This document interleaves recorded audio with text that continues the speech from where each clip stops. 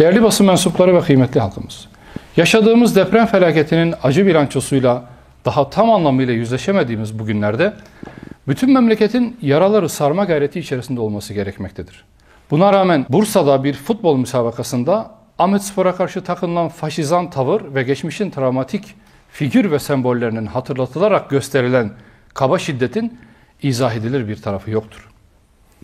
10 şehrimizin neredeyse harabeye döndüğü, on binlerce insanımızın enkaz altında kalarak vefat ettiği, milyonlarcasının evini terk ettiği bir dönemde, üstelik depremden etkilenmiş Diyarbakır şehrinin futbol takımına yönelik saldırılar, Türkiye'de ırkçılıkla yeteri kadar mücadele edilmediğini göstermiştir. 90'lı yılların karanlık figürlerinin tribünlerde sergilenmesi ve şiddet gösterisi karşısında güvenlik personelinin müdahalede bulunmaması büyük bir gaflettir. Mevcut toplumsal yaraların derinleştirilmesine ve yeni nefret tohumlarının ekilmesine asla ve asla müsaade edilmemelidir. Siyasi ve bürokratik mekanizmalar bu ırkçı eğilimleri bütün unsurlarıyla toplumdan tecrit etmeli ve temizlemelidir. Bu memleket ancak dayanışmayla ayakta kalabilir ve kardeşliğin pekişmesiyle ihya edilebilir. Devlet ve toplum olarak geçmişte yaşanan hadiselerden ders çıkarmak ve tarihe kara bir leke olarak kaydolmuş karanlık olayların bir daha yaşanmaması için tedbir almak gerekir. Aksi takdirde toplum içerisinde gerginlik ortamının bitmesi mümkün olmayacaktır.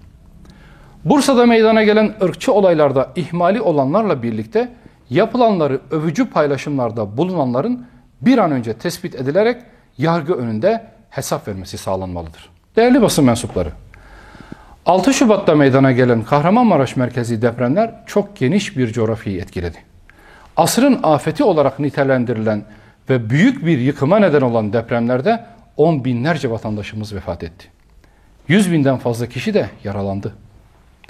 11 ilimizi sarsan depremlerde 13 milyondan fazla insanımız doğrudan, geride kalan milyonlarca insanımız da dolaylı olarak etkilendi. İnsanlığı aciz bırakan bu büyük afetin oluşturduğu şok henüz atlatılamamıştır. Yakınlarını kaybeden vatandaşlarımızın ve milletimizin yas tutacak takati ve mecali bile kendinde bulamadığı oldukça çetin bir süreçten geçmekteyiz.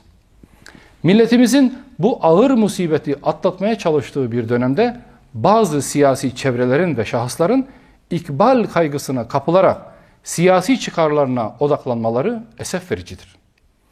Depremzede kardeşlerimizin barınma ve beslenme sorunları çözülmüş değildir. Milyonlarca insanımız çok zor şartlarda hayata tutunmaya çalışırken yaşanan musibetten nemalanmaya çalışmak ne insanlığa, ne vicdana, ne de ahlaka sığar.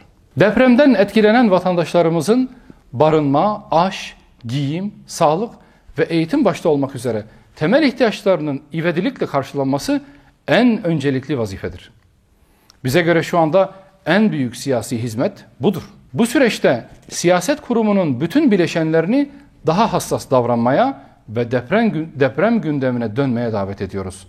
Tüm siyasi partileri halkımızın yaralarını sarmaya çalışan sivil toplum kuruluşlarını her açıdan desteklemeye, onları gereksiz bürokratik işlemlerle meşgul etmemeye ve halkımızın yaralarını sarma konusunda azami hassasiyet göstermeye davet ediyoruz.